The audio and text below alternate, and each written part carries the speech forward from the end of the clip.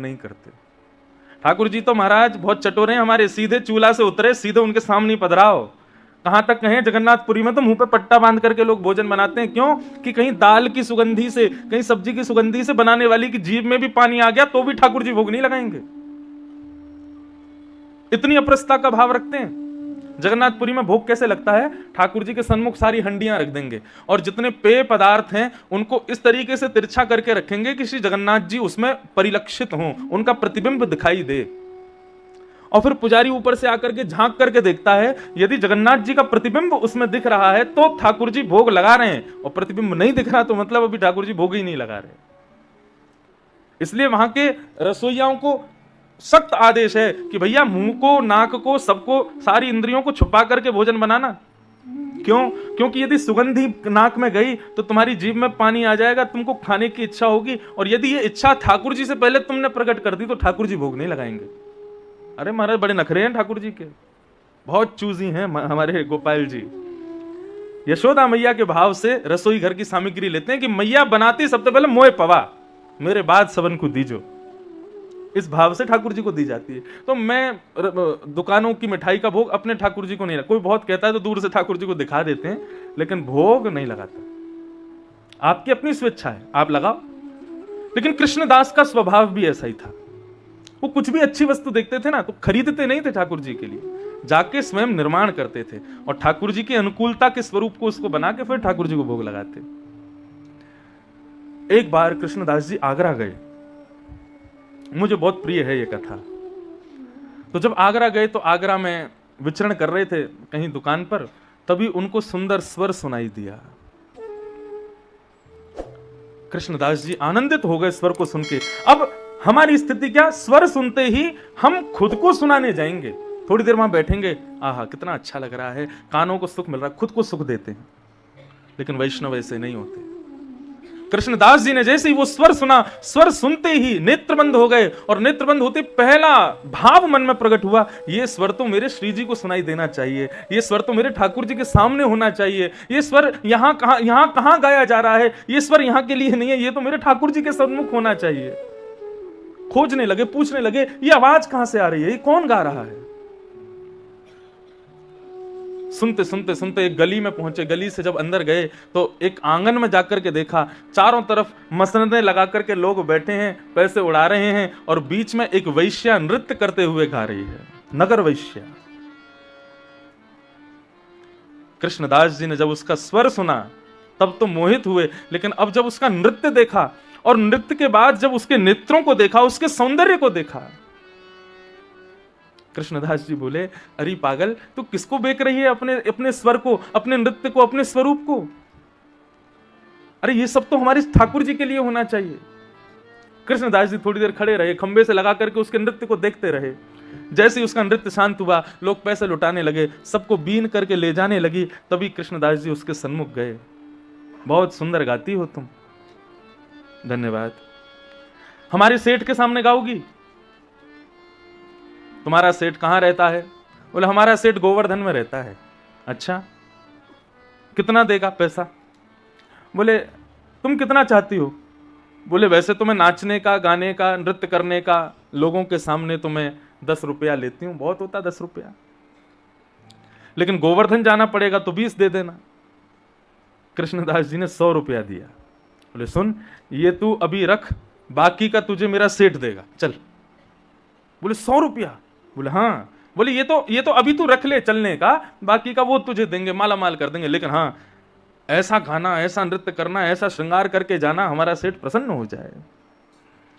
वैश्या के मन में भाव आने लगा, कोई सांसारी व्यक्ति होगा, ऐसा सेठ होगा, उसके सामने नाचूंगी, गाऊंगी, अपने तिरछे नेत्रों से उसको अपना बना लूंगी, इतने धन की वर्षा करेगा, वो सारा धन लेकर के चली जाऊंगी, जीवन में फिर कहीं नहीं नाचूंगी। उसके मन में भाव आने लगा, चलिए जल्दी चलिए। कृष्णदास जी उसको बैलगाड़ी में बैठा करके आगरा से गोवर्धन ले आए। गोवर्धन में जैसे ही गोवर्धन पर्वत के ऊपर गए, और श्रीनाथ जी जब गोवर्धन में विराजते थे तो श्रीनाथ जी के मंदिर में राजभोग के कपाट लगे थे, ठाकुर जी अभी भोग पा रहे थे। कृष्णदास जी ने जाकर के आंगन में बीच में खड़ा कर दिया उस वैश्या को, और बोले अभी हमारे सेठ भोजन कर रहे हैं, जैसे भोजन हो जाएगा पर्दा खुलेगा, तो पर्दा खुलते ही तुम नाचने लग जाना, और ऐसा गाना कि वो रीझ जाए तुम पे। बार बार दर्पण में देखे खुद को, कभी आंखों के काजल को संभाले, कभी कभी अपने गहनों को संभाले, कभी केशों को संभाले कि आज मुझे ऐसा गाना है, ऐसा प्रस्तुत करना है स्वयं को कि वो रीझ जाए। कृष्णदास जी दूर खड़े हैं और प्रार्थना कर रहे हैं, नाथ आज कृपा करो इस पर। जैसे ही कपाट खुले हैं और कपाट खुलते ही देखा एक उर्द बाहु, दूसरी भुजा कमर पर, नेत्र नीचे हैं, सुंदर मालाएं पहनी हैं, ऐसी रूप छवि प्रकट हो रही है सामने से महाराज। उस वैश्या ने जैसे ही नेत्र खोल करके देखा,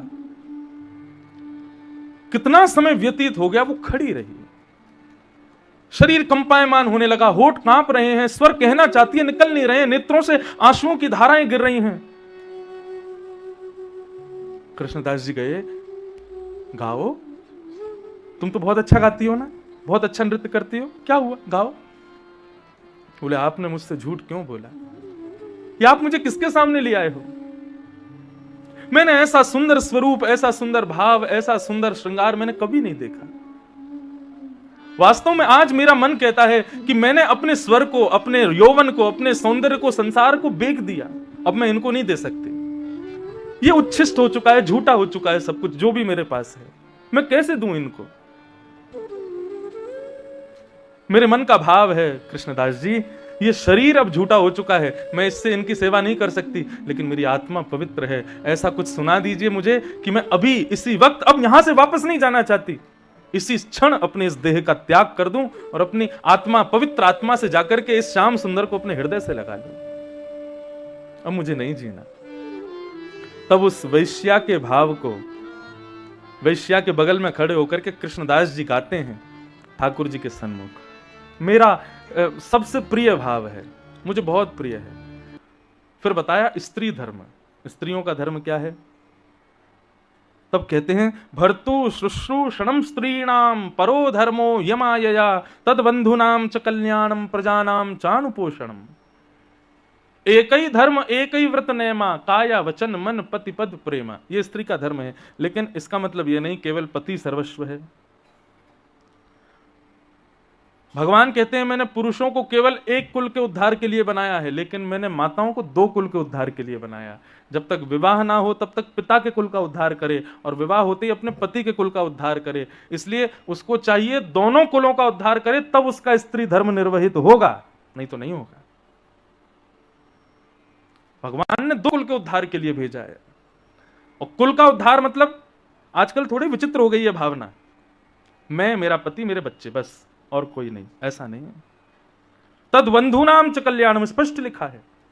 पति को पूजे, जेठ जेठानी को गाली देवे, देवर को उठा के फेंक दे, सास ससुर को पूछे ही ना, ये स्त्री धर्म नहीं है। स्त्री धर्म का मतलब है मेरे पति के समस्त परिवारी जनों का कल्याण का दायित्व मेरा है, कल्याण का दायित्व है। उनका कल्याण कैसे हो, उनका हित कैसे हो, उनका भला कैसे हो, ये जिम्मेवारी है मेरी, उसका कार्य करे।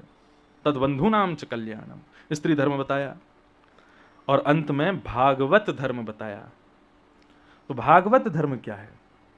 कायेन वाचा मनसेन्द्रियैर्वा बुद्ध्यात्मना भानुषित स्वभावा करोमि यत् यत् सकलम परस्मै नारायणायेति समर्पयेत्।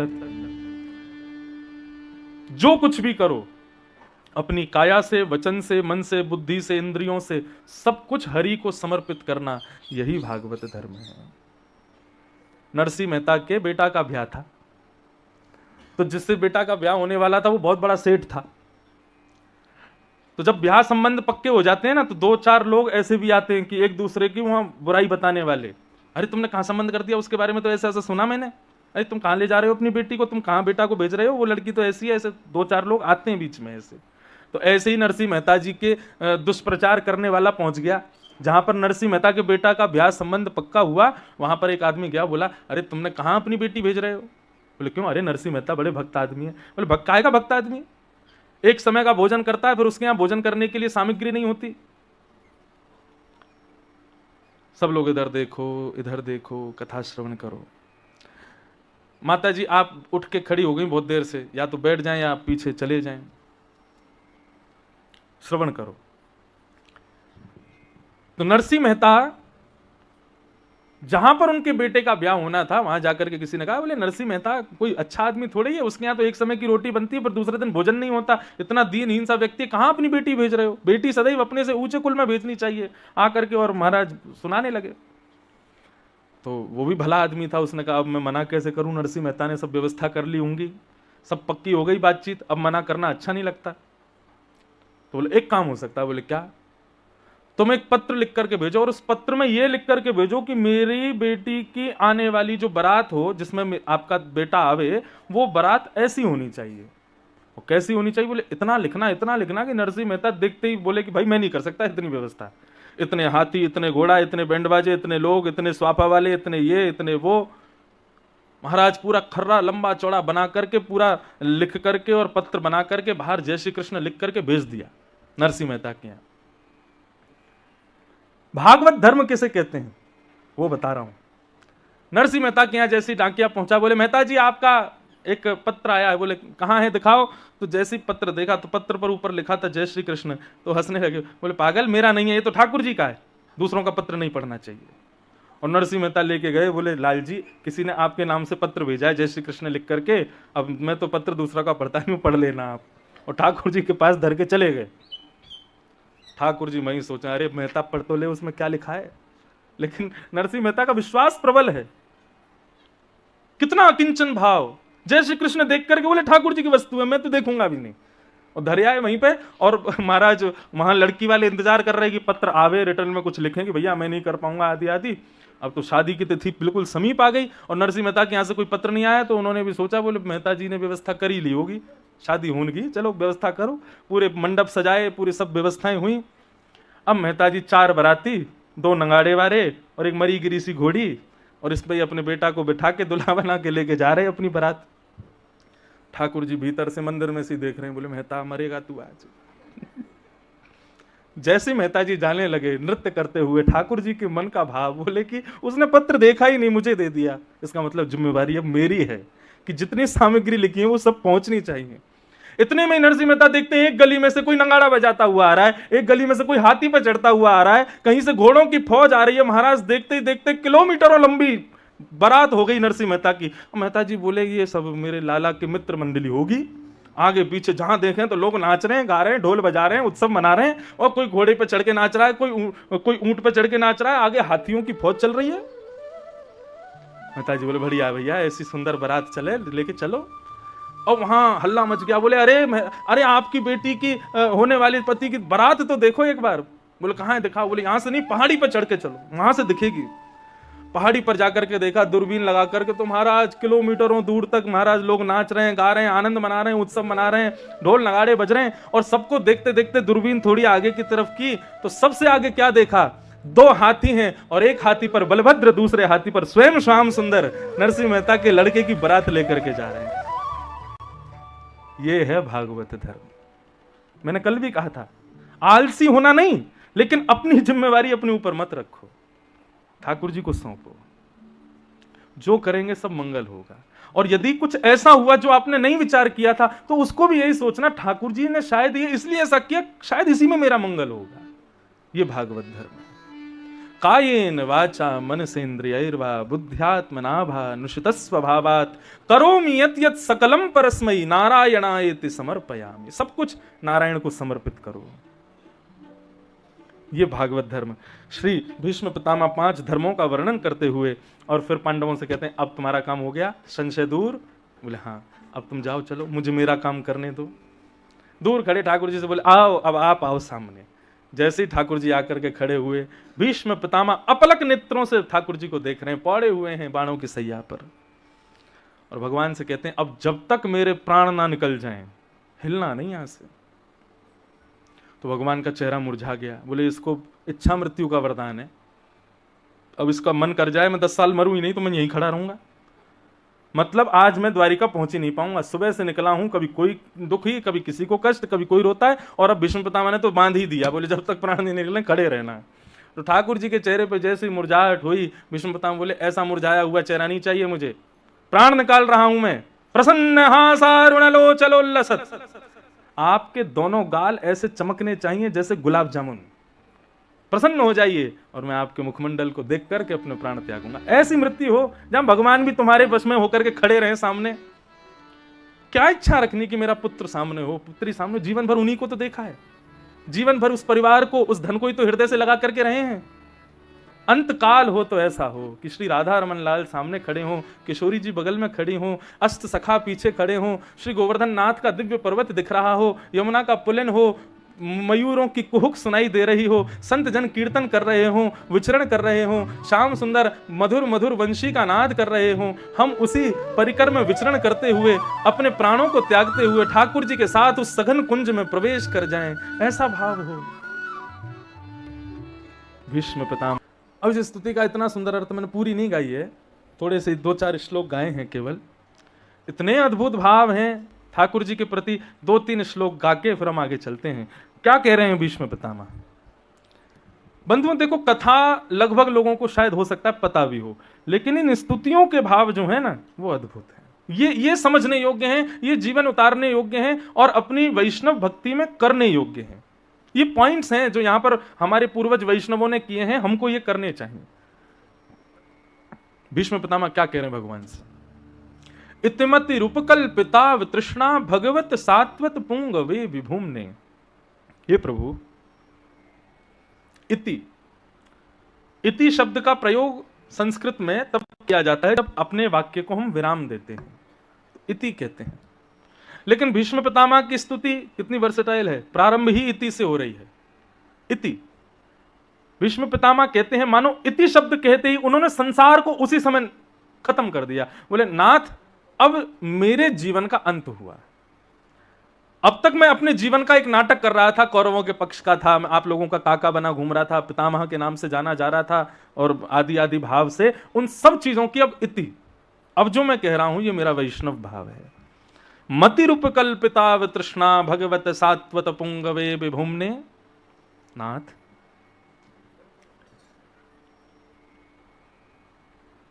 मैं आपको एक कार्य देके जाना चाहता हूं। भगवान बोले कौन सा कार्य? बोले एक अधूरी कामना मेरी रह गई है, मुझे लग रहा था मैं किसको देके जाऊं, लेकिन आप ही उसको पूर्ण कर सकते हो। भगवान बोले हाँ बताओ, संभव होगा तो करेंगे। बोले संभव नहीं, करना ही पड़ेगा आपको। बोले अच्छा बताओ तो सही, कामना क्या है तुम्हारी? भीष्म पितामह कहते हैं मेरी एक बेटी कुंवारी रह गई है, उसका ब्याह नहीं हुआ है अभी तक, आप उसका ब्याह करवा दीजिए। भगवान बोले अभी तो बोल रहे थे संसार की इति और फिर से तुमने संसारी चर्चा करी मेरे से। बेटी है तो, और सबसे बड़ी प्रश्न चिन्ह तो ये है तुम तो बाल ब्रह्मचारी हो, तुमने ब्याह तो किया नहीं कभी, बेटी कहां से हो गई, कहां से आई है बेटी तुम्हारी? भीष्म पितामह मुस्कुराने लगे, बोले आज पूरे विश्व को फंसाने वाला अपने बातों के जाल में, मेरे जाल में फंस गया। भगवान वो क्या कहना चाहते हो? बोले प्रभु आपने सबको एक बेटी दे रखी है बिना ब्याह की। कौन सी बेटी? बोले उसकी मति, उसकी बुद्धि। वो मति रूपी बुद्धि उससे कुसंग करवाती है, उससे दूषित कर्म करवाती है, उससे संसार की हर वस्तु करवाती है। बेटी कौन जो पिता को अपने वश में रखे? लेकिन नाथ जब उस बेटी का ब्याह हो जाता है ना, तो वो बेटी किसके वश में हो जाती है? अपने पति के वश में। तब भी पिता को कभी कभी फोन करके अपनी कामना पूरी करवाती है, लेकिन तब भी वो क्या कामना करवाती है? जो उसका पति कहता है। तो इसलिए नाथ मेरी मति रूपी बेटी का आप ब्याह करवा दीजिए, जिसका मैं आज तक तुम्हारी बेटी का पिता था, वो जो जो कहती थी मैं करता था। उसने कहा कौरवों का संग करो, दुर्योधन का साथ दो, ऐसे युद्ध लड़ो, ये क्रियाएं करो, मैंने सब किया। लेकिन अब मैं सोच रहा हूं कि इस बेटी का ब्याह कर देना चाहिए, तो आप मेरी बेटी का ब्याह कर दो। भगवान बोले अच्छा तो इस ढंग से गा रहे हो स्तुति? बोले हाँ महाराज। बोले अच्छा तो बताओ तुम्हारी बेटी को कैसा लड़का प्रिय है? कन्या वर्यते रूपम, कन्या जो होती है वो रूप से ब्याह करती है, तुम्हारी बेटी को कैसा कौन प्रिय है मुझे बताओ। भीष्म पितामह कहते हैं त्रिभुवन कमनम तमाल वर्णम रविकर गौरव रामवरम दधाने। गली मोहल्ले के सुंदर लड़कों से मेरी लड़की ब्याह नहीं करेगी, तो त्रिभुवन सुंदर चाहिए, जो त्रिभुवन में उससे सुंदर कोई ना हो। उसका वर्ण कैसा हो? बोले तमाल वर्ण का हो, थोड़ा सांवला सा हो, जिसको देख करके रवि यानी कि सूर्य भी स्वयं को बादलों की ओट में छुपा लेता हो। ऐसे सुंदर पुरुष से मेरी बेटी का ब्याह कराओ। भगवान बोले ऐसे पुरुष तो केवल हम हैं। तो बोले तो वही तो कह रहे हैं आपसे ब्याह कराना है अपनी बेटी का। देखो अब सीधा सीधा नहीं बोल रहे हैं भीष्म पितामह कि मेरी मति आपके चरणों में चली जाए, किस ढंग से घुमा करके ठाकुर जी को प्रस्तुत कर रहे हैं। यही तो वैष्णवता है।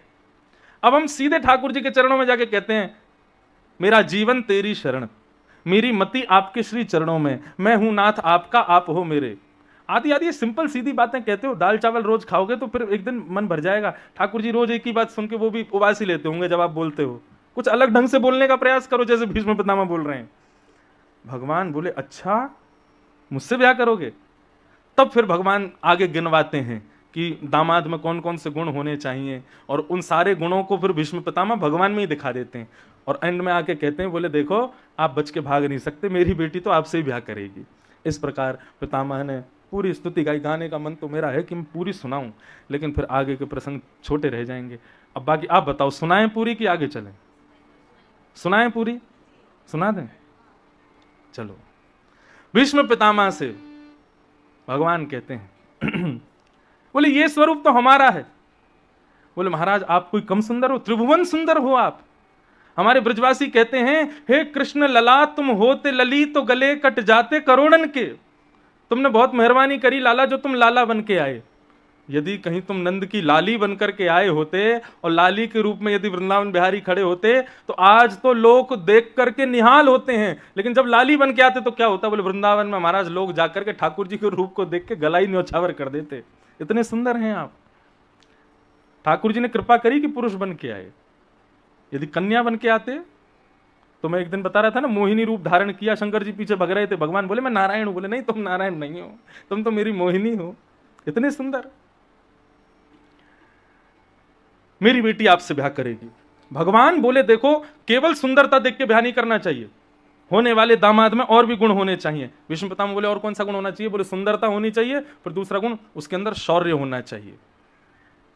भीष्म पितामह बोले युधितुर गर जो विधुम्न वेश्वक कचलुलित श्रम वार्यलंकृताशे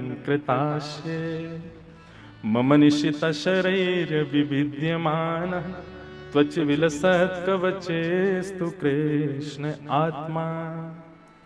आपसे बढ़िया शौर्य किसका हो सकता है? महाराज कौरवों की सेना में इतने बड़े बड़े योद्धा थे, कहां तक कहें भीष्म पितामह की बाणों की कला इतनी अच्छी थी कि भीष्म पितामह जिसको केंद्र में लेकर के बाण छोड़ते थे वो कहीं जाकर के छुप जाए, बाण उसी को ही लगेगा। लेकिन कृष्ण उस महाभारत के युद्ध में हम बड़े बड़े वीरों के सामने अर्जुन को एक बाण भी लगने नहीं दिया। क्यों? क्योंकि उसके रथ के सारथी आप थे। आप इतनी द्रुत गति से उसके रथ को दौड़ाते थे कि हमारे बाण उसको पकड़ ही नहीं पाते थे। इससे यह बात सिद्ध होती है कि आपसे बढ़िया शौर्यवान कोई नहीं है। आप मेरी बेटी को बहुत रक्षा करके रखोगे। जब आप अर्जुन की इतनी बढ़िया रक्षा कर सकते हो, मेरी बेटी तो सुरक्षित रहेगी आपके पास। सौंदर्य भी है, शौर्य भी है। भगवान बोले केवल सौंदर्य शौर्य के बल पर ब्याह नहीं करना चाहिए, दामाद में तीसरा गुण भी देखना चाहिए। भीष्म पितामह बोले बताओ कौन सा गुण देखें? बोले उसका स्वभाव अच्छा होना चाहिए। भीष्म पितामह कहते हैं आपसे बढ़िया स्वभाव किसका होगा? कैसा स्वभाव है ठाकुर जी का?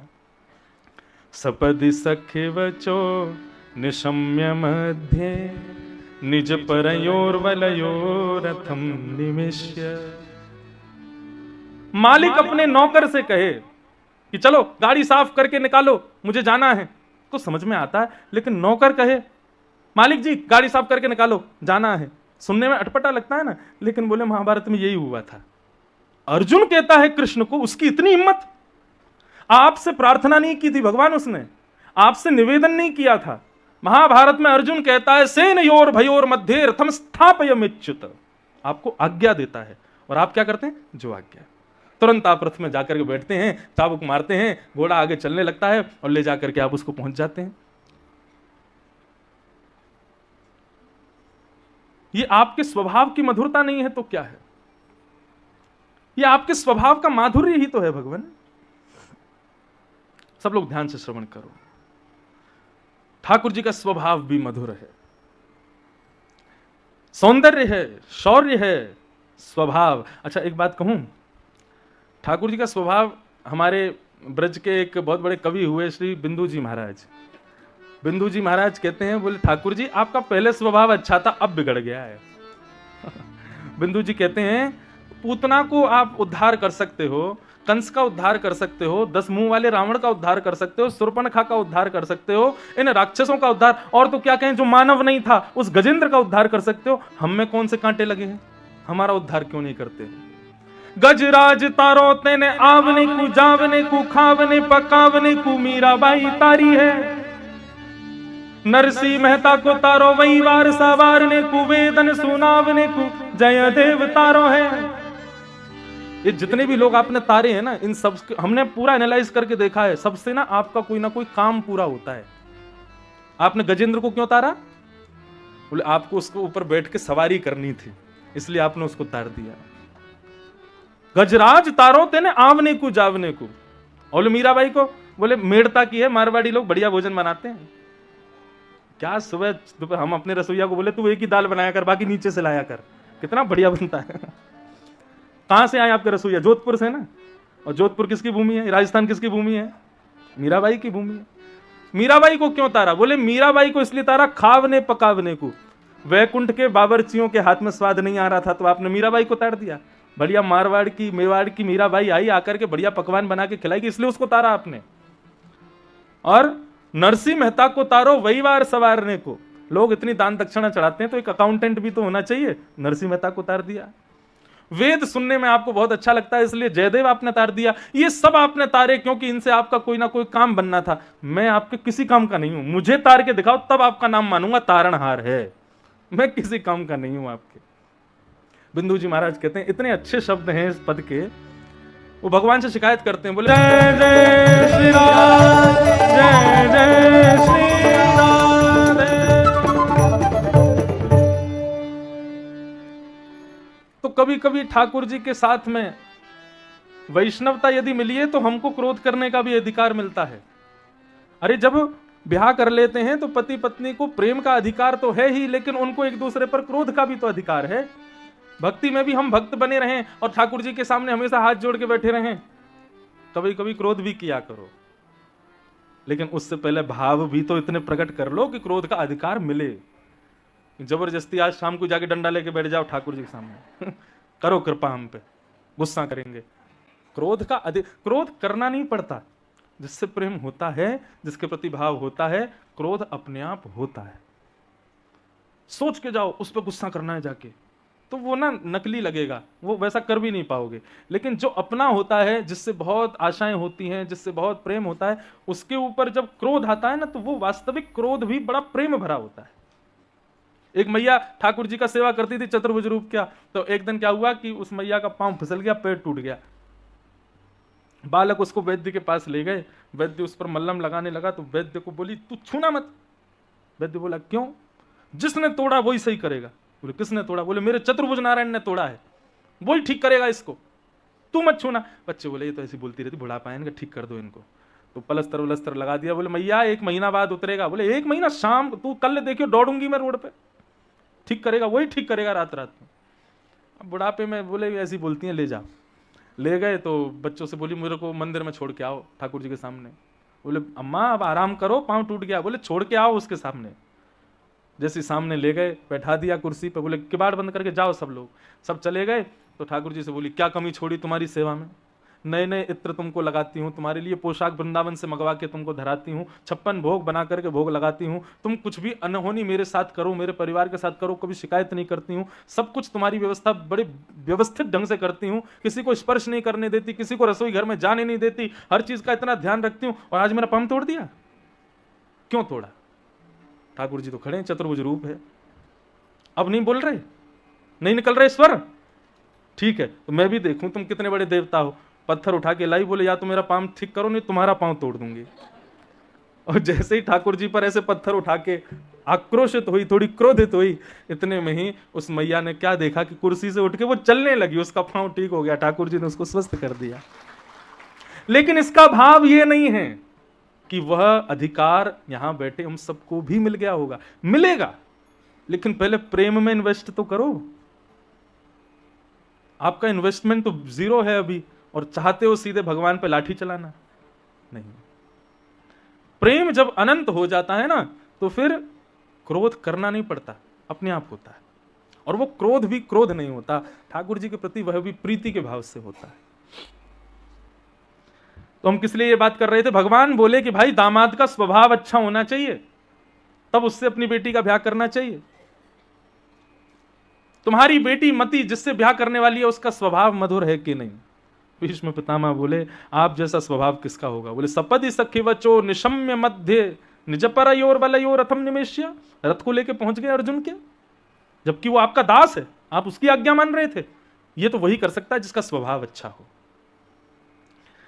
भगवान बोले सौंदर्य देख लिया, शौर्य देख लिया, स्वभाव देख लिया, लेकिन दामाद समझदार नहीं हो तो समझदारी भी होनी चाहिए। भीष्म पितामह बोले आपसे बढ़िया समझदार कौन है? क्यों? बोले व्यवहित प्रतना मुखम निरीक्ष्य स्वजन बधात्मखस्य दोष बुद्ध्या।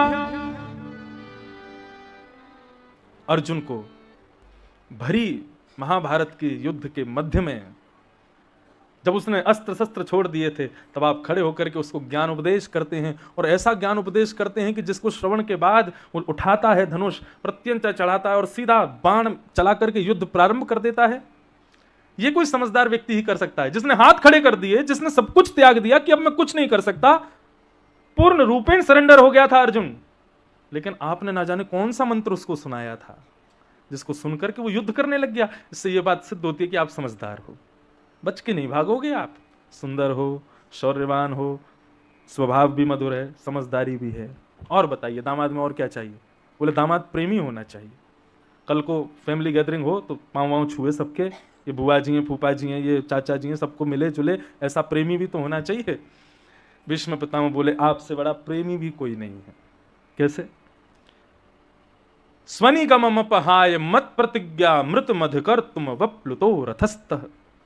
मेरी प्रतिज्ञा को पूरी करने के लिए आपने अपनी प्रतिज्ञा तोड़ी थी। भगवान महाभारत में आपने वचन लिया था कि मैं शस्त्र नहीं उठाऊंगा, पर जब यह बात मुझे पता चली, दुर्योधन ने आकर के बताया कि भगवान ने कहा है वे शस्त्र नहीं उठाएंगे, तब मैंने भी प्रतिज्ञा ले ली। वासुदेव कर चक्र न धरहि तो तुमको मुख न दिखाऊं, लाजत है मेरी गंगा जननी में शंतनु सुत न कहाऊं। यदि महाभारत युद्ध के मध्य में वासुदेव कृष्ण ने शस्त्र धारण नहीं किया तो मैं शंतनु का बेटा नहीं, गंगा का बेटा नहीं। यदि मेरी मृत्यु होगी तो अपना मुख उल्टा करके मरूंगा, किसी को मुख नहीं दिखाऊंगा। भीष्म पितामह ने प्रतिज्ञा कर ली। ठाकुर जी आज भीष्म पितामह सुना रहे हैं भगवान को आप प्रेमी कैसे? महाभारत का युद्ध चल रहा था, पांडव कौरवों की सेना को खत्म करते जा रहे थे। तब दुर्योधन क्रोध में भर करके भीष्म पितामह से कहता है खाते हमारा अन्न है, भला चाहते हैं पांडवों का। भीष्म पितामह बोले क्या बोल रहे हो तुम? अरे हम शांत बैठे हैं तो इसका मतलब यह थोड़ी है कि तुम्हारे साथ में द्रोह कर रहे हैं। मरने का बहुत डर लगता है तुझको मरने से। तुम्हें अभी मेरा पराक्रम देखा नहीं, मैं शांत बैठा हूं तो इसका मतलब यह नहीं कि मैं कुछ नहीं जानता है, कुछ नहीं कर सकता। मरने का बहुत भय है ना तुझको। चल अपनी पत्नी को भेज देना रात में आशीर्वाद लेने मेरे पास। मैं जैसी अपनी संध्या से निवृत्त होऊंगा, भजन से निवृत्त होऊंगा, वो मैं चरणों में प्रणाम करे, मैं उसको अखंड सौभाग्यवती का आशीर्वाद दे दूंगा। नहीं मरेगा तू। दुर्योधन बोला आप तो नाराज हो गए, मैं तो बस आपको गर्म कर रहा था कि ठंडे मत पड़ो, युद्ध चल रहा है महाराज। आप भीष्म पितामह ठंडे पड़ गए तो युद्ध हार जाएंगे हम, आप तो थोड़े गर्म रहो। भेज दूंगा मैं भानुमति को। बात कितने लोगों के बीच में चल रही थी? दो, भीष्म पितामह और दुर्योधन। लेकिन वहां पर दीवारों के भी कान थे, और वो कान किसके थे? श्री कृष्ण के थे। भगवान बोले अब तो पेट में दर्द शुरू हो गया भगवान के। बोले रात में कहीं ये भानुमति नहीं चली जाए। भीष्म पितामह के पास अगर भानुमति पहुंच गई तो मैं भगवान होकर के भी पांडवों को नहीं बचा पाऊंगा, क्योंकि भीष्म पितामह एक वैष्णव है, भीष्म पितामह एक बाल ब्रह्मचारी है, भीष्म पितामह एक नैष्ठिक अपने नियमों का पालन करता है। उसके पास इतनी शक्ति है कि वो जो कह देगा उसको भगवान को भी पूर्ण करना पड़ेगा। मैं नहीं बचा पाऊंगा। फिर आधी रात का समय एक ग्वारिया का भेष धारण करके, सिर पर स्वाफा बांध के, ऊंची धोती पहन के, कुछ गले में माला वालाएं सब उतार करके, बिल्कुल साधारण सा रूप धारण करके ठाकुर जी ने और लालटेन हाथ में ली, सीधे द्रौपदी के कमरे में गए, जाकर के उसको जगाया। द्रौपदी उठ के बैठ गई। कौन है? बोले मैं हूं कृष्ण। बोले पता तो चल नहीं रहा। बोले इसीलिए तो रूप बदलाया थी, पता नहीं चले मैं कौन हूं। तेरे को लग गया ना पता? बोले हाँ चल अब जल्दी चल, भीष्म पितामह के पास जाना आशीर्वाद लेने। द्रौपदी बोली सुबह चले जाएंगे। बोले सुबह तक सोती रहेगी तो तेरा भाग्य भी चला जाएगा, अभी चल मेरे साथ। भानुमति पहुंचे, उससे पहले पहुंचना है हमको। भगवान लेकर के गए द्रौपदी को, बोले घूंघट घूंघट नीचे कर ले, बिल्कुल मुंह छुपा के जाइयो, और सुन भीतर जाके बैठ जाना, कुछ मत करना, केवल पितामह को प्रणाम करना, वो आशीर्वाद दें, चुप बाहर आ जाना और आके सो जाना, कुछ बोलना नहीं है, मौन व्रत है तेरा, ये गांठ बांध ले। बोले उन्होंने पूछा किसके साथ आई है, तो फिर क्या बोलूंगी? बोले कुछ भी बोल देना नौकर आया है मेरे साथ, हमारा ग्वारिया है, गायों का दूध वूध काटता है, वही आया है, ऐसा बोल देना। द्रौपदी बोली ठीक है। अब द्रौपदी घूंघट करके भीतर गई, भीष्म पितामह बैठे थे, जाकर के उनको प्रणाम किया। प्रणाम करके भीष्म पितामह को घूंघट करके बैठी द्रौपदी। कृष्ण भारी बैठे थे वृक्ष के नीचे। आधी रात का समय, भीष्म पितामह की माला पूर्ण हुई, नेत्रों से लगाई, ठाकुर जी को वंदन किया, अपने संध्या के क्रम को पूर्ण करके नेत्र खोल के देखा तो सामने द्रौपदी बैठी है, लेकिन उनको लगा ये भानुमति है, दुर्योधन की पत्नी। उठ करके गए, हाथ में जल लिया, अपने संपूर्ण जीवन के ब्रह्मचरत्व का, अपने संपूर्ण जीवन की संध्या वंदन का फल अभिमंत्रित करते हुए द्रौपदी के सिर पर दोनों वरद हस्त रखते हैं और कहते हैं अखंड सौभाग्यवती भव, तुम्हारा सौभाग्य अजर हो जाए, उसको कोई मार ना पाए। द्रौपदी बोली ये इन्होंने क्या बोल दिया? अरे ये मेरे पतियों के विपक्षी हैं, यही पीछे धनुष बाण लेके दौड़ते हैं अर्जुन के, और आज कह रहे हैं कि तेरा भाग्य अजरमर हो जाए। तो फिर इनको इनका दायित्व समझा दूं, कल से इन्हीं की जिम्मेवारी है पांचों की रक्षा करना, बता तो दूं। इतने में घूंघट उसने उठाया और कहा पितामह फिर याद रहे, पांचों की जान की जिम्मेवारी आपकी, पांचों में से एक का भी बाल बांका नहीं होना चाहिए। अभी अभी आपने मुझे आशीर्वाद दिया अखंड सौभाग्यवती भव, यदि किसी को खरोंच भी आई तो आपसे उत्तर मांगूंगी मैं। भीष्म पितामह तो सहम गए, बोले द्रौपदी तू कहां से आ गई? मैंने तो भानुमति को बुलाया था। अरे दुर्योधन की पत्नी आने वाली थी, तू कहां से आ गई? क्यों, मैं आपकी पुत्रवधू नहीं हूं? मुझे आशीर्वाद का अधिकार नहीं है? नहीं नहीं बेटा, है अधिकार, लेकिन मैंने बुलाया किसी और को था। तू कैसे, ये बदल कैसे गई? तुझे किसने बोला कि मैं यहां मिलने वाला हूं? बोलो वो छोड़िए, आप बस इतना याद रखिए कि कल से अंतिम दिन तक पांचों का बाल बांका नहीं होना चाहिए। भीष्म पितामह थोड़े सजल नेत्रों से कहने लगे मेरा हृदय जो चाहता था वही हुआ। मेरी बुद्धि चाहती थी कि कौरव जीतें, लेकिन हृदय चाहता था पांडव जीतें।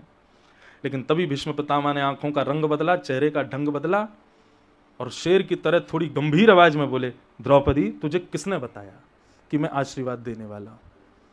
और इतनी रात को अकेले मेरे शिविर में तुम कैसे आई हो? कौन आया साथ में? अब जब गंभीर आवाज में पूछा तो द्रौपदी की जीभ लड़खड़ाने लगी। कोई नहीं आया, अकेली आई हूं। वैसे तो आया है, वैसे कोई नहीं आया, वैसे आया है लेकिन नहीं आया, वो आया है एक। कौन आया है? गोपाल भैया आया। कौन गोपाल भैया? हमारी गैया का दूध काटता है, दूध सुबह शाम दे जाता है, ग्वारिया है, उसने उसको राखी बांधी। मैंने भीष्म पितामह ने हाथ पकड़ा, दिखा मुझे कौन गोपाल भैया तेरा। जब इतनी जिम्मेवारी मेरे पे थोप रही है तो कम से कम मैं देखूं तो सही कौन लेके आया तुझे। बाहर जाकर के भीष्म पितामह ने गर्जना की, कहां है रे गोपाल भैया, इधर आ। दूर बैठे थे भगवान पेड़ के नीचे, वहीं गिर पड़े, बोले इसको मना किया था कुछ मत बोलना, फंसवा के आ गई अब मुझे। भगवान बोले हम हैं गोपाल भैया। बोले इधर आओ। ठाकुर जी धीरे धीरे गए, लालटेन बंद कर दो। बंद नहीं, चालू करो इसको। ठाकुर जी ने चालू किया, हाँ चालू है। बोले ऊपर करो। ठाकुर जी ऊपर करके खड़े। बोले द्रौपदी तेरा गोपाल भैया कहीं तो देखा मैंने। भगवान बोले मैं वहां देखा होगा गौशाला में, गैयान को दूध काटता रहूं ना। बोले इधर आ पास।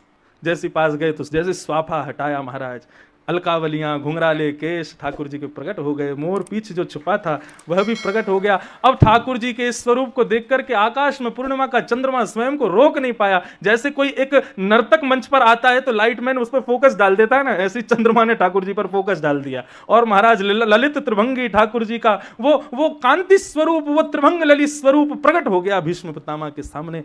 भगवान भी क्रोध में देखने लगे चंद्रमा को। बोले तुझे अभी चमकना था, तुझे वैसे छुपा रहता बादलों में। भीष्म पितामह के नेत्र सजल हो गए भगवान के स्वरूप को देख करके। मन तो कर रहा है कि हृदय से लगा लूं श्याम सुंदर को, लेकिन अभी परिस्थिति नहीं है।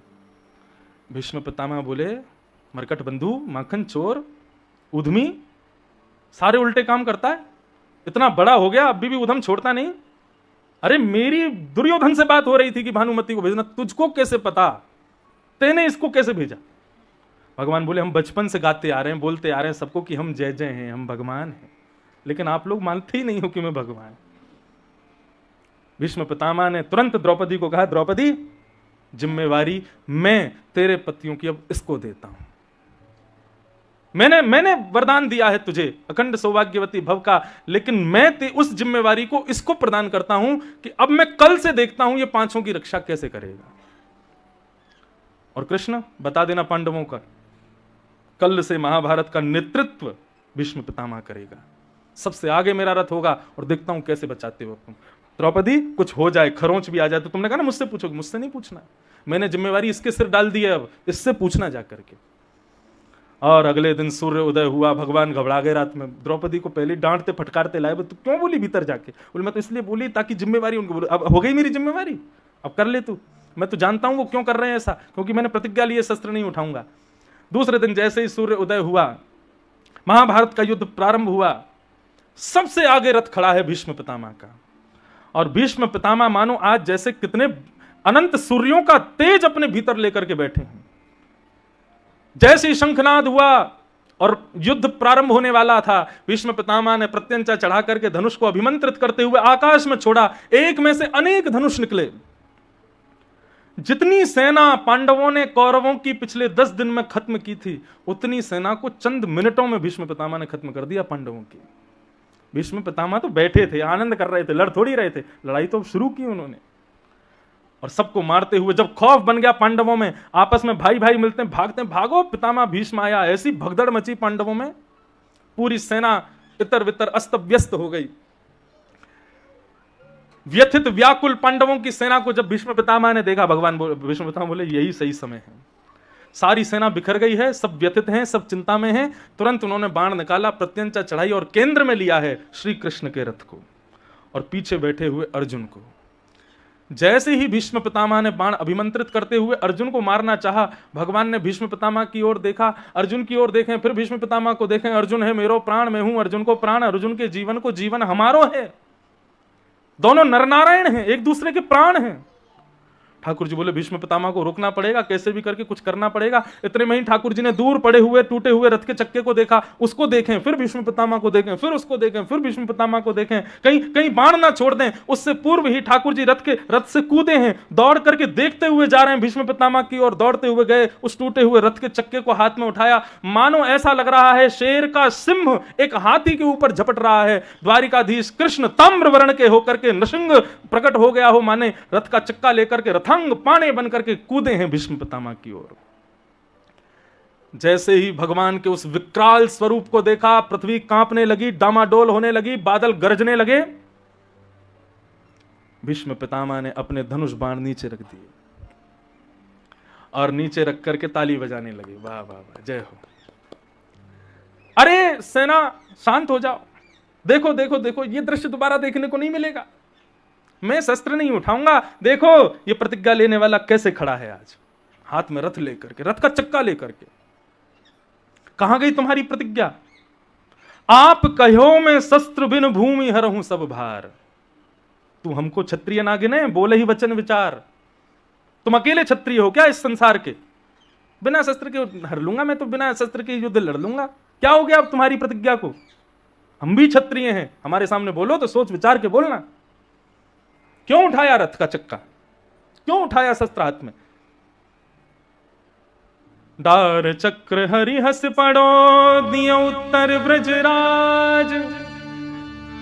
रथ का चक्का दूर फेंक करके ठाकुर जी मुस्कुराने लगे। डार चक्र हरि हस पड़ो दियो उत्तर ब्रजराज। आज तजी प्रतिज्ञा मोरी, मैं तोरी प्रतिज्ञा काज। भगवान कह रहे हैं, बोले पितामह मैंने जब प्रतिज्ञा ली कि शस्त्र नहीं उठाऊंगा, उस समय तुमने ली कि मैं भी शस्त्र धारण करवा के रहूंगा, और यदि मैंने धारण नहीं करवाया तो जब मेरी मृत्यु हो महाभारत युद्ध में तो मेरा शव उल्टा गिरे, मैं किसी को मुख नहीं दिखाऊंगा। यदि मैं शस्त्र धारण नहीं करता और जब तुम महाभारत युद्ध में मारे जाते तो तुम्हारा शव उल्टा गिरता, और यदि तुम उल्टे गिरते तो अंतिम समय में मेरा दर्शन कैसे करते? तुम्हारे सामने में खड़ा होता, मेरा दर्शन तुमको कैसे होता? क्योंकि रोम रोम में बाण छिड़े, तुम कोई करवट नहीं ले सकते थे, तुम घूम के मुझे देख नहीं सकते थे, ताकि अंतिम समय में जब मैं आऊं तुमको मेरा दर्शन हो सके, तुम्हारा मुख सीधा हो, जो तुमने प्रतिज्ञा ली थी उस अनुसार सब कुछ हो, इसलिए मैंने अपनी प्रतिज्ञा को तोड़ दिया। आज भीष्म पितामह उस भाव को याद करके कह रहे हैं, बोले प्रभु आप चाहते तो बिना रथ के चक्के को उठाए भी मुझे शांत कर सकते थे, लेकिन आपने वो रथ का चक्का उठाया ही इसलिए था ताकि मेरी प्रतिज्ञा पूर्ण हो जाए और मेरी मृत्यु जब हो तब मैं सीधा लेटा हूं और आपका दर्शन करूं। आज ये दर्शन का अधिकार मुझे प्राप्त हो, इसलिए आपने रथ का चक्का उठाया था। इसलिए नाथ, प्रेमी भी आपसे बड़ा कोई नहीं है। इस प्रकार भीष्म पितामह सारे गुण ठाकुर जी में देखते हुए अंत में कहते हैं, बोले प्रभु अब मैं जाते जाते उस व्रज वृंदावन को याद करता हूं जहां पर